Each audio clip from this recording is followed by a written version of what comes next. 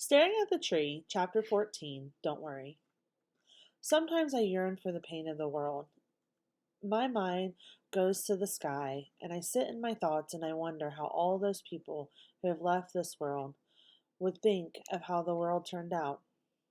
Can I hear them in whispers of the wind throughout the pines? Can they see me and my son walking in the creek after feeding our chickens? Do those angels in the sky see my son playing in a fresh bed of snow?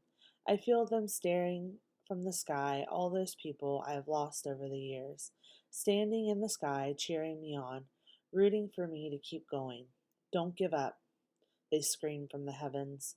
My guardians in my galaxy, and my God saved my life. In 2020, felt like it was going to be my final curtain call. Another Facebook post of a sad girl gone. On the day that I said goodbye to my old life, there was a girl from my childhood who fell victim to childhood traumas. The traumas she used heroin to silence her noises of regret, a drug that many use to drown out the voices in their mind, a scream for help that no one heard. During my days of the important job that I hide behind for years, ignoring my own life and with its own issues that I was hoping I was too busy, that I was busy, then if I was hoping that if I stayed busy, they would sort themselves out. No one was going to clean up my mess for me. I had to make major career changes from corporate healthcare with big corporate offices to now I pull pizzas out of the oven for a Christian family who's helping me to while I regroup. While I pull the pizzas out, I could not help but think about this as the same kind of job that my sister loves. She loves to cook and create. How she's laying, how she might be laying in a bed, hurting and hiding, and I cannot help. I wish I could, but there are messes and healing that need to be done in my own home. If I open the door, it can be another downfall for our family.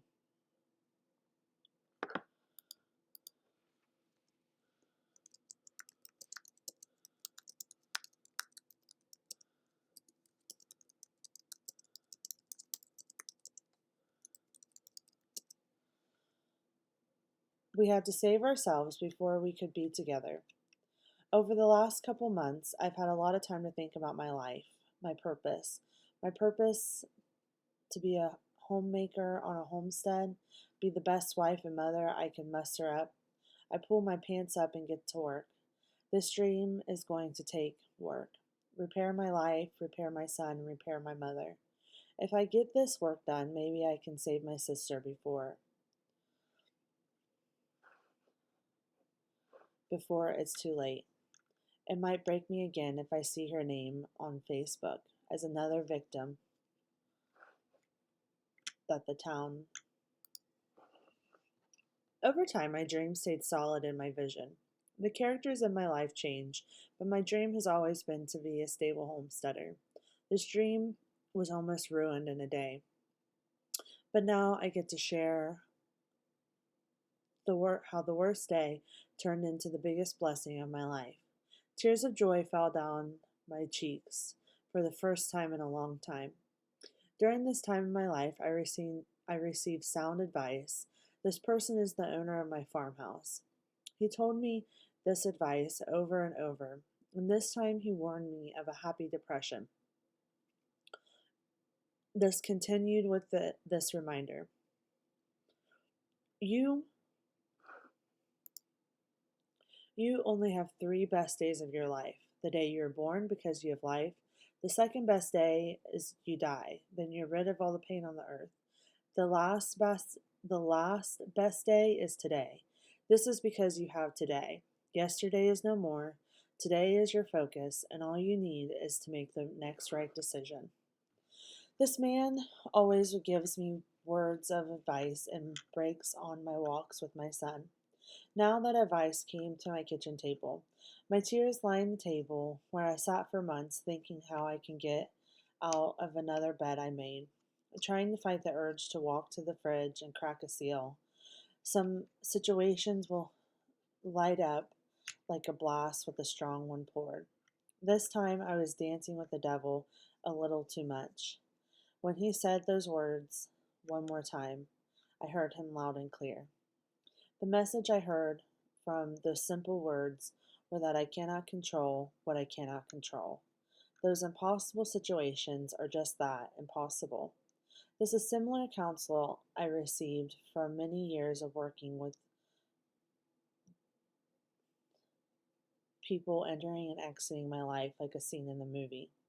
I was reminded that I and you only have 24 hours to choose how you want to spend that hour and second you have.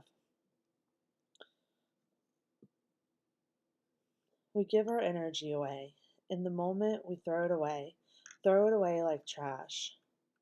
Throw time away like trash. We spend our hours by logging onto devices and tracking each movement we make. These choices are our own or by company order. When you sit down and think, really think about it, how much of yourself is logged into databases turns my stomach. There are times that I will go hunting through the data for memories forgotten, digging through the data that just sits on the internet. Then, at the same time, wanting it to be ablaze and disappear, wanting it to set it ablaze and disappear into the pines. Look inside of your heart before you look inside of a screen at an illusion of happiness. Go take a long walk inside and find your own happiness. My happiness had to be created by me and me alone to cover my scars that were on me like a Mayan soldier. And as I grow older and silver locks grow into my curly brown hair, with thoughts of my old friends who won't get to see their face melt into their father's and his father before his father, my life has felt like I'm a warrior princess to generational curses, carrying it like an armor, using the actual armor my mother was the blacksmith of. The armor was still hot and leaves burns on the skin. Whenever the burns start to become painful, though through the pain, always remembering that it could be me pushing daisies. I had too much to live for. As I sit back and think about my life, I am forced to take a hard look at my youth. When I started writing another book, I started meditating and journal. I chose and journaling. I chose to do this to find what message I wanted in my book. The first book hurt, and I don't want every word I say to hurt. Over the years, my harsh sarcasm scorned my favorite people, leaving to them to relive every hurtful word. This is too painful for my tender-aged heart. I cha- my I changed my mindset, met with God in my bedroom in my mind, redirected my mind to happy words, uplifting words, words that can help my family heal from traumas that were gifted to them from a generational curse. Words that can help my family heal from traumas that were gifted to them from a generational curse.